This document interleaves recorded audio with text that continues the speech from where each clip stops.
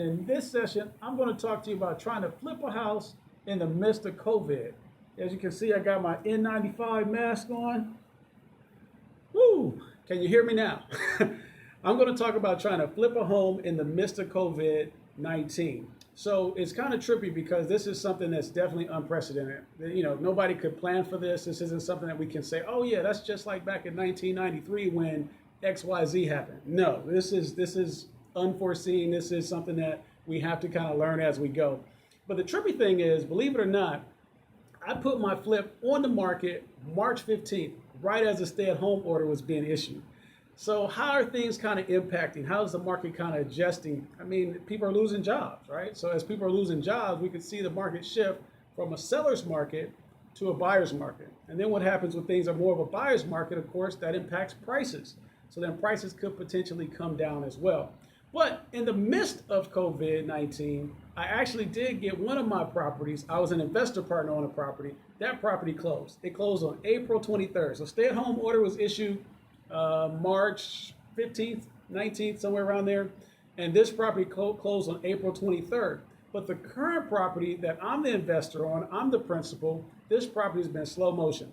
I put on the market March 15th. I didn't get any calls for a month because people had to stay at home. So there are other options, of course. She's like, oh, you could do the virtual tour of the home and things of that sort, virtual open houses, I believe. But as a buyer buying a property for $500,000, $1 million, people want to get out. They want to see it. They want to kick the tires. They want to see the home. So to try and do a virtual tour, virtual open house, and assume that that's going to help you sell the property, I mean, it's better than nothing, sure. But at the same time, you have to be mindful that people are going to want to see more than just the pictures online. They're going to want to do more than just that open house that's online. So what's happened with this particular property is I've ended up having to keep it a lot longer than I anticipated. I was hoping that we could go on the market around March, probably open escrow around April. I should be closing escrow around June. But because I'm having to keep it longer, who knows how long now? I may have to keep it till August or September or October, maybe even December. I don't know yet. But what I'm getting at is that increases my carrying costs as an investor.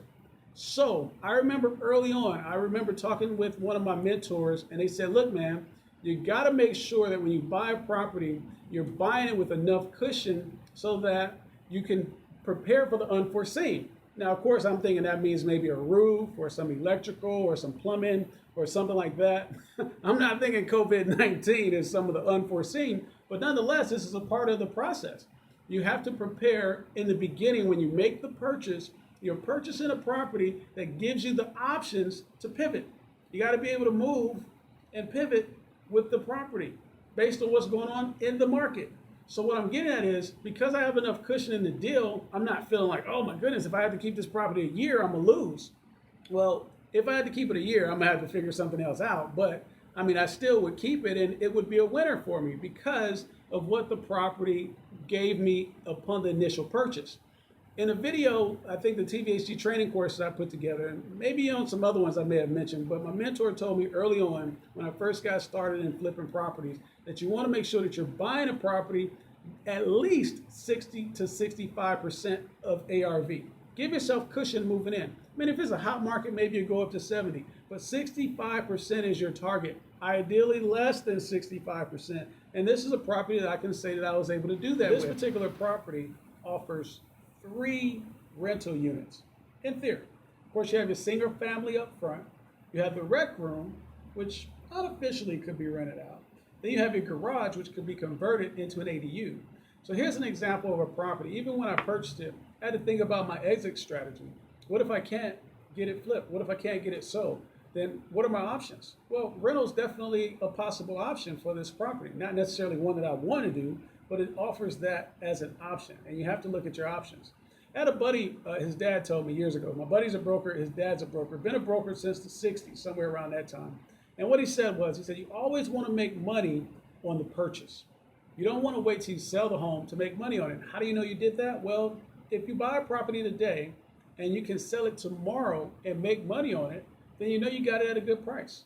And so these are opportunities and things you have to look at, especially in the midst of COVID and trying to flip a home in the midst of COVID is one of those things you want to make sure that you don't overprice or overpay for a home on the purchase.